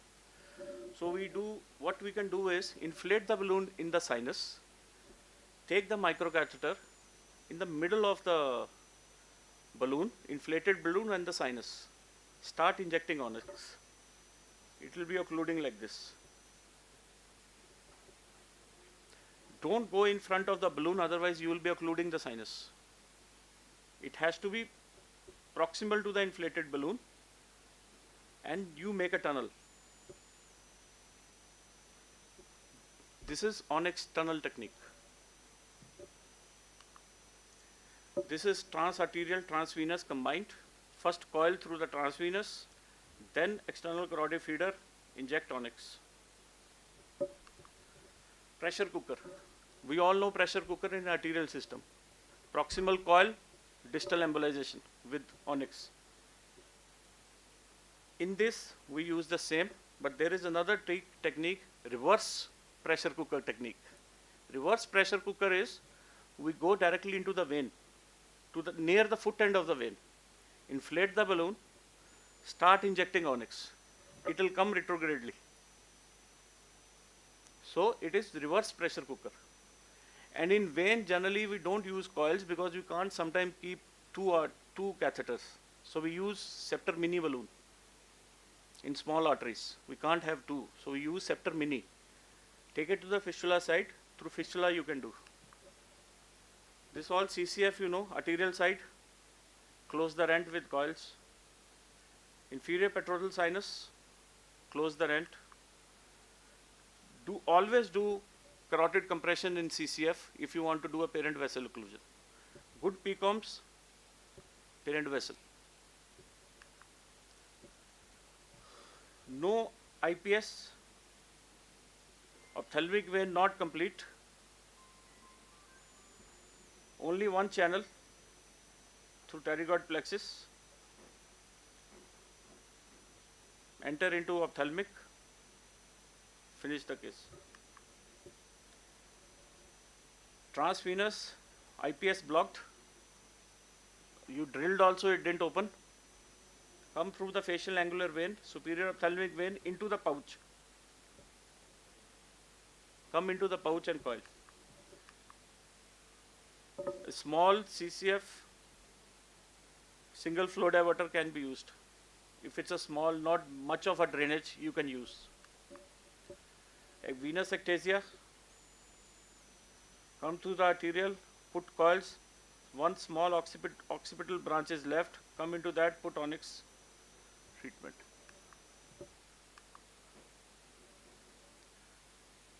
Drilling the inferior petrosal sinus, then coming into the superior ophthalmic vein, cavernous sinus and doing it. So the take-home message is proper clinical history, complete evaluation of the patient with imaging, cerebral DSA to understand flow. Don't plan the treatment on the same day. You can take your time for dural fistulas. And treatment with the aim of best outcome. Thank you. Thank you, Dr. Arvind, for extensively covering the topic. This is important actually because sometimes these subdural hematoma, especially which are not traumatic, may have this dural fistula, and especially in a spinal dural fistula, they may present with myelopathy sometimes, which are often missed, and that's kind of fluctuating clinical symptomatology should warn you for picking up these fistula. If there are no comments or questions further, we can break off for. Or hi, Anish. So we can break off after this for. And we have a talk after this on refractory epilepsy. That's the talk. So you. Dr. Arvind, I wanted to just ask, what's the risk of dural AVF after a CVT?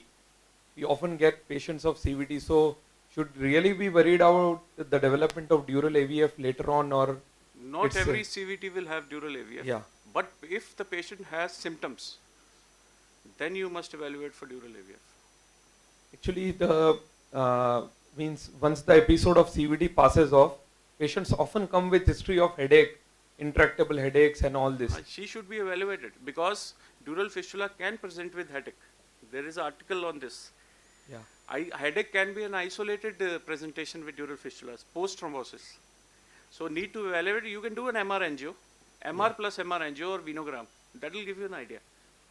So actually, do you have any experience, like how many of your patients had history of CVT previously Sir, and it's later? very difficult to predict. Or number you can't tell because can't tell in figures. I mean Okay. CVT. I mean but I had a few patients actually whom actually I treated for CVT. 6 months I stopped anticoagulation. They come back. So I remember there were few patients, maybe 7 or 8 such patients who had symptoms, and a plain MR we know actually will not tell you much about them. Yeah. So either you do or best is you do a DSA. If there is a persistence of symptom, patient who has been treated for CVT, and mostly they would present few months or sometimes years after onset of CVT. Yeah. So I think apart from trauma, CVT is still the most common cause for maybe dural fistula. Surgery for sinus involvement. If they present symptomatically, we need to evaluate.